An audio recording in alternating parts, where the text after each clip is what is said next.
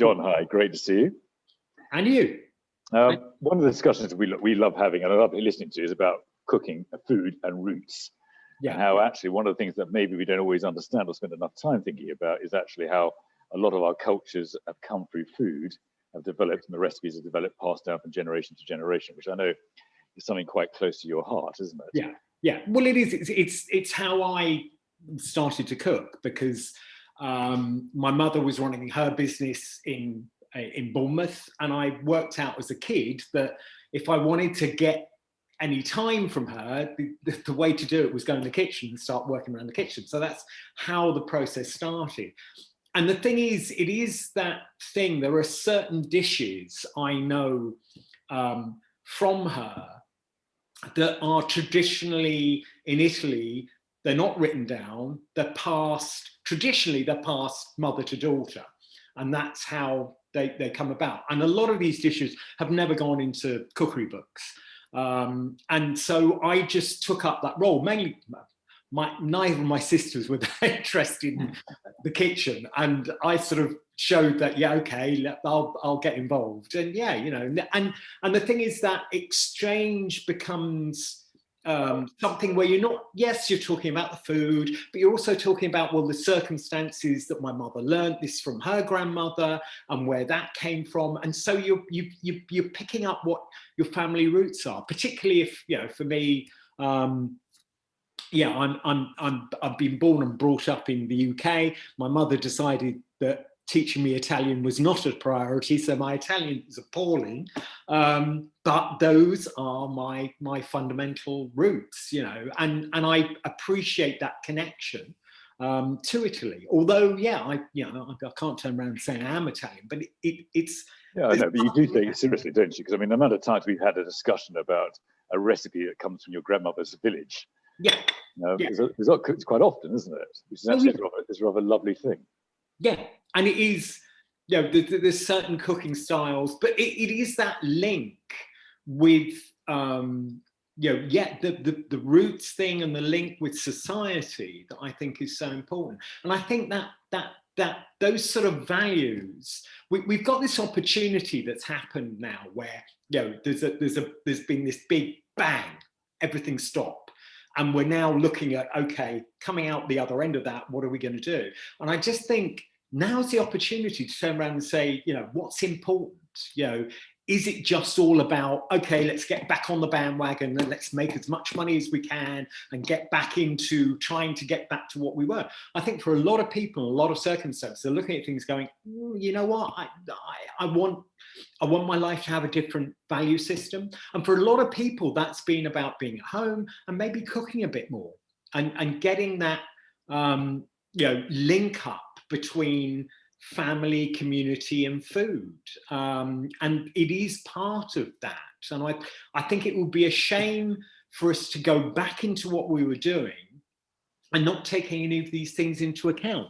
That there are, I don't want to sound trite, but it's not just about making money anymore. It's about, you know, I was going to say, are you seeing evidence of that? I mean, I am to a level, but are you? Yes, I am. But as you said, it's to a level. And my concern is we have this once in a lifetime opportunity to actually make some changes. And my concern is it's too easy to just go, oh yeah, let's get everybody back working and doing the same thing. And if you think about it, for a lot of businesses, they weren't necessarily making loads of money. They were just on that, get on there and just keep going and eventually we'll make it. And I'm not sure, particularly I think in the hospitality industry, whether that really stands up and works for everybody ever more. You know, the even things like looking at the one site restaurant. David Chang, who's a famous American cook, sort of said over 2 or 3 years ago, the day of the single site restaurant is finished because the costs are all too high associated with it. Rents, everything that's coming out, wages and everything else, the costs are too much to be able to make that work in New York. Well, I think it's the same thing in London. It's very, very difficult to make that a going concern. And then what happens is those businesses then become obsessed with making the money because they're trying to survive. and making the money then becomes more important. And then before you know it, you're compromising the principles that you set up to say, this is my business and this is what I'm going to do. And I think it is such a shame to see that happening, and that constant knocking on finance, on making money, that you can't have anything else involved in it. It gets totally focused on just on that. But I think there's some really interesting trends coming out that we can tie into it. Number one, I think there's a real focus now on quality. Yeah. People do want to come and eat together again, but they want quality produce. It doesn't have to be high level cuisine, but it needs to be quality produce. So I think there's a greater focus on localism, on people buying from farms directly now. Yeah. And quality of produce are getting that a lot. And in terms of what you're saying, in terms of the food service sector, I just think that actually people understand that food will bring people together and break down barriers, and you need to do that. Yeah. And that's investment. Now, there's a lot of people, as you know, who still argue, no, it'll go back to the same, it'll still be cost, cut. But actually, I'm not convinced. I think there is a sea change happening. Yeah. Because actually people want to come together and socialize and spend time together. Yeah. And I think there is a thing whereby, this is the thing, a lot of the well-established ways have sort of broken down. And, there are going to, this is the thing, yes, there are going to be cost parameters that come into this. But I think it needs to be along the lines of, okay, this is how much money we had before. Things have changed. This is the money we've got now. What can we actually do with that? Rather than having this downgraded to that, let's look at doing something completely different, use the space in a different way, and get something more out of it. And that can be, maybe you've got a big restaurant space that within your business, it isn't going to get used in the way it was before. Well, let's look at using it in a different way. And that could be saying, rather than the priority is getting lunch out and breakfast out, it could be saying, let's do some cookery lessons with people. And again, it's that thing of doing things that, it's not just about, here's a set of instructions, make this food like this. It's understanding what's behind that. People always say to me, what's the big difference between somebody who's been a professional cook and the home cook? Well, one of the differences is that fundamentally, I hope I can get this across well, but fundamentally, recipes don't really work, because a recipe is based on the tomatoes you have at that moment in time, the olive oil you have at that moment in time, this at that moment in time. And the thing is, it's all variable. Now, as a professional cook, when you're working in that environment, you're adjusting all the time. You don't work from, I've got to use 10 grams of this and 10, 15 grams of that. You're tasting and working and understanding. And that is what I think you could provide the home cook the ability to do, is to trust themselves more. Not to get this obsessive thing. I have the book propped up here and I follow it. It says 2 grams of that. I've only got 1 and 0.5. Is the whole dish going to fall apart? No, it isn't. It will be slightly different. And the thing is that, again, you can tweak it to your tastes. And again, this is the thing. If you mechanically are following a recipe, you're not really understanding what's going on. You're just following a set of instructions. And to get behind that, you've got to actually understand, when I do this and I add this much onion, not that much onion, what is actually happening? And that's the difference between that. And don't get me wrong, I love the enthusiastic home cook, but it's the difference between somebody who's like, I've got my pile of Jamie Olivers and I pull one down and I follow it and that's me cooking. No, it isn't. You're just following a set of very simple instructions. Well, it's always an interesting one, isn't it? Because I've never followed a recipe book in my life. I'm not suggesting I can cook for 1 second either. But actually, it always occurs to me that part of it is the adventure of trying to create something that's part of the fun, rather than follow rules. But that just makes this is the thing. I mean, a recipe will provide you with a bit of a safety net, if you like, but you kind of want to try and walk across the tightrope occasionally without the safety net. It's just like, and that's when you start understanding what's going on. But I guess that's the heart of it, isn't it? Because are we too sometimes mechanical, or are we developing a culture of food in the UK? I think there's ups and downs of it. Some parts were very good, and some parts not so good. You know, traditionally, yeah, you know, everybody will say that the Brits aren't foodies. It's a big generalization, but things have changed. You know, yeah, the Brits aren't foodies. London is arguably, or has been, the capital of food in the world. You know, so how does that sort of work? You know, our restaurant scene, if you like, is amazing. What then happens in the home, yeah, can vary about a bit and be a bit different. But I do think in the lockdowns we've gone through, people have got much more in touch with food, with cooking, with, yeah, I know there's the big obsession with sourdough, which is great, yeah, it really is.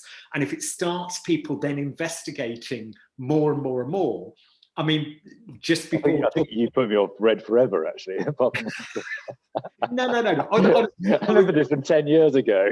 But it's talking, I mean, I was literally talking to somebody before coming on with you about how sourdough works and how, you know, the reason why you have a thing called a San Francisco sourdough is because the starter was made in San Francisco, and the yeasts in the air that create that starter and then create the character of the bread are individual to San Francisco. So you try and copy that in London or in Brighton, you will end up with a totally different bread. You know, and this is the thing that it starts getting interesting, how much of an effect just making something in the same way in a different area of the country, of the nation, you know, and this goes by the different wheats that are getting used. And it's interesting.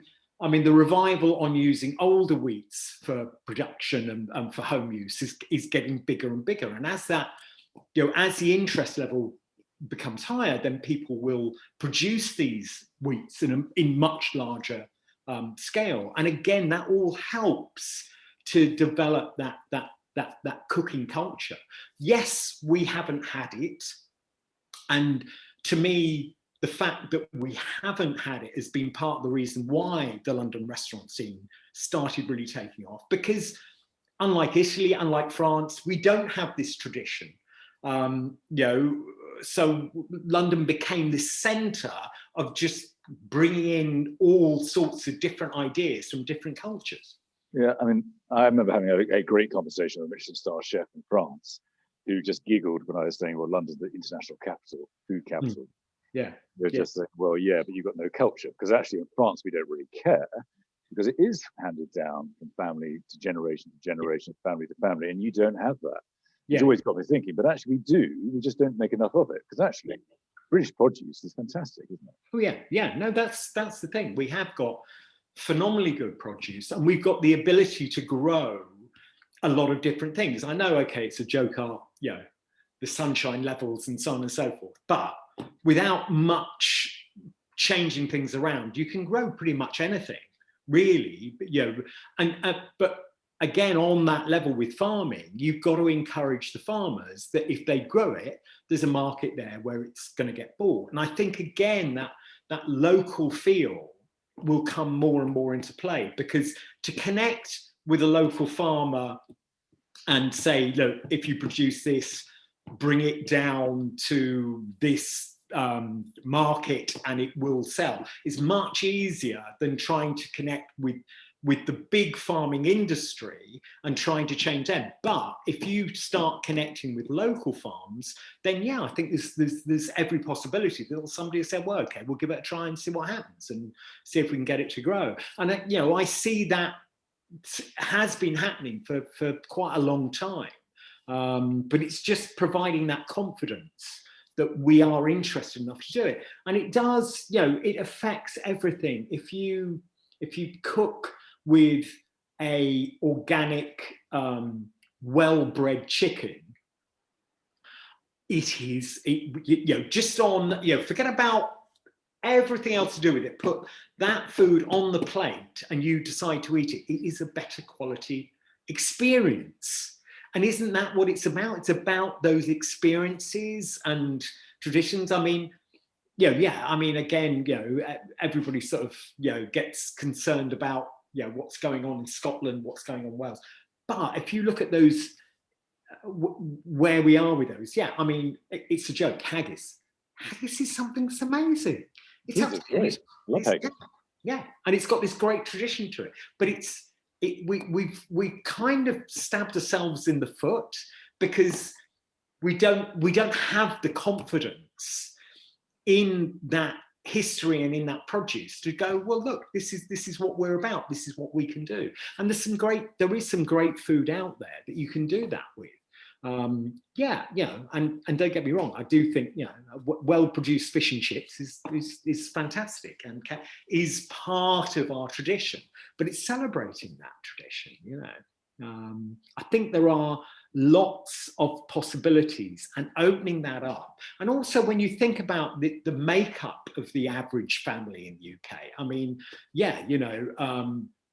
I'm half Italian, half English, my next door neighbor is half American, and this is the thing, this route back to where you come from means that, you are talking about different cultures throughout the world that then come together in the UK, and you can make things happen that you wouldn't have thought would be considered traditional UK eating, like chicken tikka masala is actually, a British dish, and it's fascinating in my background of sitting down with a group of people at work and saying, okay, you're turning around saying you want to see some traditional British food on the menu within the staff restaurant they're running for you. What is that? And out will come, curries and lasagna, and it's like, well, okay, all of a sudden this has become part of the Great British Canon. Great, that's fine. It's good to work with. So what do you hope will come out of this? What I hope will come out of this is the ability to look at things not from that purely financial standpoint. I've just started working with a coffee organization that's a social enterprise business. And it's really interesting talking to them because, I was talking to the MD yesterday and she said, look, you've got to understand, this is, I'm talking to you because we want to get into the contract catering market and get more contacts there, but our principles are more important than doing that. So it's not just about finding the biggest and trying to hook up with them and do whatever they say because we're going to make money. It's got to work within what our principles are. And it was very refreshing to talk to somebody like that, who's like, we want to make money, we want to do this, but we will not compromise our principles. And what I'm hoping is you'll get that going on throughout the industry, where people will actually say, we've made a stand that we're going to do things, and we're going to do things like that. And we are going to, as much as possibly can, stick to those principles. Because it's too easy, the financial pressure to compromise and to go, well, yes, we believe in that, but actually in this case, because a client wants it this way, we'll let that go and we'll let that go. Before you know it, over a period of time, you've let go of everything. And what are you? I just hope that, and I'm seeing the light of this sort of thing coming on in different aspects, where people are going, no, this is what I want to do. This is what I want to achieve. And I'm going to stick to that and really, really get it out there. That's I think that's the big thing, is the communication. Get it out there to people that this actually is important. It's more than that. For you become a consultant. Let's talk about you just for a second. And actually what your differential as a consultant is the fact you want to talk to clients and operators about food in a different way. Is that fair? Yes. And how are you finding that? Are you finding people receptive and listening? It is early days, but I think we got spotted by this organization because of what we were trying to put out, to say that the reason they got in contact with us rather than one of the other consultants, because they said, look, what you're saying is kind of in tune with what we're trying to do. So yes, I do think people are out there, making slightly different decisions. And again, I think part of that is because, a lot of us are in that position to have quite a lot of thinking time and are going, well, okay, what do I really want to achieve? what do I want to make happen? And I think this is affecting so many different businesses, and this approach that we're just going to go back and everything's going to be the same, the entire country is going to be vaccinated and there's going to be no problem, and it's just back to work as normal. One, I think that's wrong. I think that might happen, though. I think that might happen. More than I do hear that. I think it could happen, but this is what I'm saying to you. I think it would be great if we could grab the opportunity to try and make some changes that suits people. You've had so many people who have worked from home and have built a different life. Guys have got closer to their kids. People are doing that bit more cooking at home. Family life has changed. Over a year, these changes are coming in, and I do kind of hope that possibly I do think as well, but again, reading some of the business news, some of the big banks have already decommitted from their real estate. They're going, we're not going to need this in the future. So some businesses are looking at that. Look, I agree. I do accept that. Where it's all going to change, isn't it? Is that you've got to get young people who want to get back to work, and they're hungry to build careers, just as we were when we started out. And they'll start doing deals and getting promoted. And the ones who aren't, who kind of wanted the kind of different balance of life, are suddenly going to go, well, I've got to make a choice. Either I get back into this, or I opt out. And that will change the dynamic again, won't it? Yeah. I mean, I think the thing is, what it means is there'll be a lot more diversity in what the approach to business can be. And I think that, again, is important because, I do think that relationship with family life for a lot of people has made some really big changes, and what their approach is, and what that actually means to them. If family life over the last year has become that much more important to you, you're going to want to hang on to that in some way or another. And this is where I think you will get compromises made, because if a business can see that, okay, this is working for the individual, and it means we don't have to have the big office in central London or the city or whatever, we can actually shrink that down, then it can work on both sides. But I do think there are people who are looking at that, wanting that lifestyle, and I do accept that, this is the thing. I think there are going to be people who want to jump straight back in, or who want to be involved. But I think it's going to be down to the businesses as well. It's a two-way street. And I think there are people who are going, how can I make this work for my employer so that I can spend more time at home, working from home, than I was doing before? And it's making that successful for both sides. That's what I think could make some fundamental changes in our approach and what we do. But I think there will be a mixture. I really do, because there's certain industries. I mean, guess what? If you're a waiter in a restaurant, I was having that conversation yesterday. Lots of people in hotels say, I'm not coming back. There is that point. And there are certainly businesses, but I think where you can get a combination, I think, I do think it could be quite healthy for business and for the individual to try and come up with those sort of compromises. But this is the thing. I think, to turn around and say it's going to be this or it's going to be that is wrong. It's this opportunity of going, okay, what do we actually want? What are our goals? I get that completely. I think the big hope is that people understand that food brings people together. Great food will bring people together, which actually then impacts on culture and productivity directly. Yes. No, I do think it definitely can work for people and what they're doing and their understanding of their own background, of their own roots, of their own who they are and what they're made up of. When I go back to where I started from with my mother, one of the dishes that she used to make, which I always assumed she would entitle it, I'm making trifle. And I go, okay, this is trifle. When I then went into training and professional kitchens and everything, I was looking at what was coming out as trifles, thinking, well, that's not what my mother was making. What I discovered was this came from her Italian roots of basically a zuppa anglaise, which is a very different product to a trifle, to then being landed in Scotland and learning from other people around her. So she ended up with this sort of hybrid that wasn't an English trifle and wasn't, an Italian zuppa anglaise. What it did do was contain large quantities of alcohol.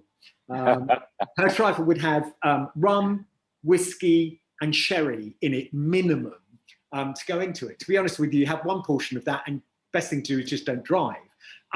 Was amazing. Is it a trifle? No, it's not. But it's this hybrid, and it's the hybrid of the fact that Italian roots coming into Scotland, coming down to the south coast of England, all those things took an effect on how she cooked and what she was cooking. So how about your kids? What culture are they going to get? Combination of Italian and Nigerian. So my son. Well, that's quite a combo, isn't it? Oh yeah, no, it is.